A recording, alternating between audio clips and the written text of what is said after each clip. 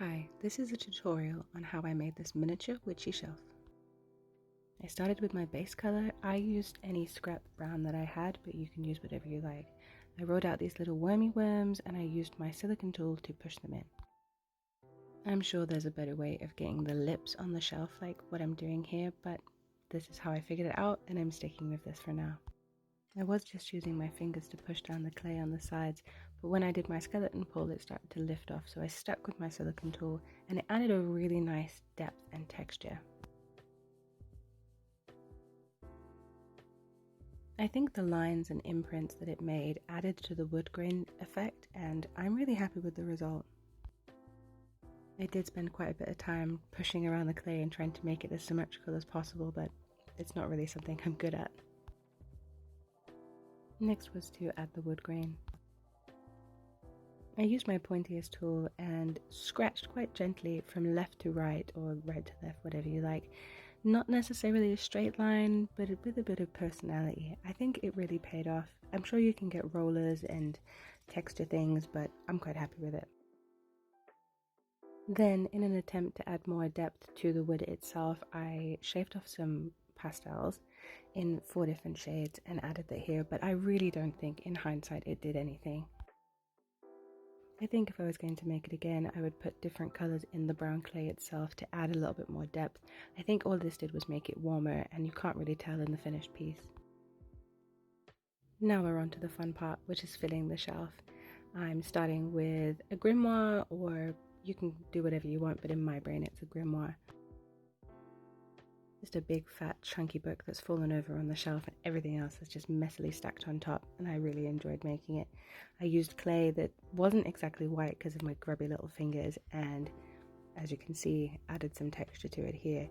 I don't think it really matters if they are completely symmetrical from each other.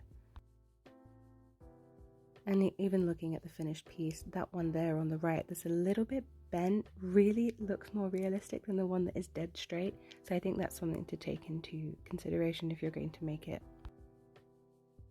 I decided I wanted a bit of sparkle, a little bit of magic on my magical shelf, so I used some gold mica powder to change it here. As you can see, I did far too much, which is as per usual. It's out of all or nothing with me here.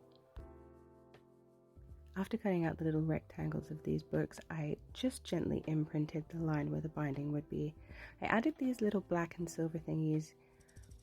Honestly, I don't think they added that much, and I ended up taking them off the gold one anyway.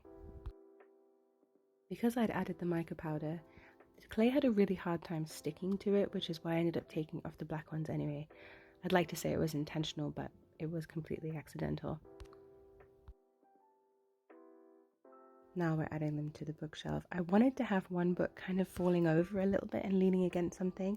As you can kind of see, I was playing with that idea, but I think I chickened out and ran out of confidence, so I had them both straight on the bookshelf. Next time, I think I'll be a little bit more brave if I make them again. I really enjoy the sparkle and the shine that gold book adds to the shelf. It draws your eye and makes me feel full of magic. To really drill home the fact that this is a witch's shelf, I added a teeny tiny cauldron. I had to mess around with the size a little bit and cut it down and shape it again to make it fit, but it worked and I'm really happy with the result. I felt like it was a little bit too plain and too dark that you couldn't really see on the rest of the shelf, so I thought I'd add something like bubbling and oozing out.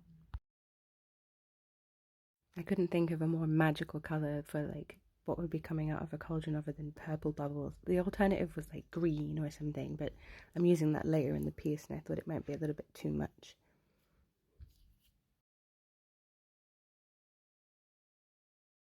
The next thing was the top shelf, and I really struggled with what I was going to put in there and what would fit and what would be appropriate, like what would I want on my shelf. And of course I went with a dead thing. I went with a raven skull, and I think if I was going to make it again, I'd like to go with like a cat skull, or maybe even think of making my own like monstrous skulls. For these little crystals, I used the offcuts of some birthstone collection that I made. I've got quite a few of them in various different colors, and I went with it because I thought, why not? They have cured and they look really nice and glassy and full of color. Next, I added these vines, and I'm just really obsessed with adding foliage to things. Even in my sketches, I do. It makes it feel really old and decrepit and kind of unkept. I don't know. My grandma has a massive ivy plant that stretches all over her bookshelf in the house, and it just made me think of her, and she does give me old witch vibes. To make the leaves is the same way I've been doing it for many tutorials. If you've seen, cut out even the little circles, pinch them through my fingers, then used my pointy tool again just to place them around. From a distance they look really convincing, and closer they don't look that not convincing. I think in hindsight I will just use a moss technique the same way I did the bubbles on the cauldron, and as you can see what I'm doing here, just to add a little bit of just oomph, and I think the whole piece would have benefited from this more than it would of the ivy, but that's the whole joy of creating, is that we get to do things different next time.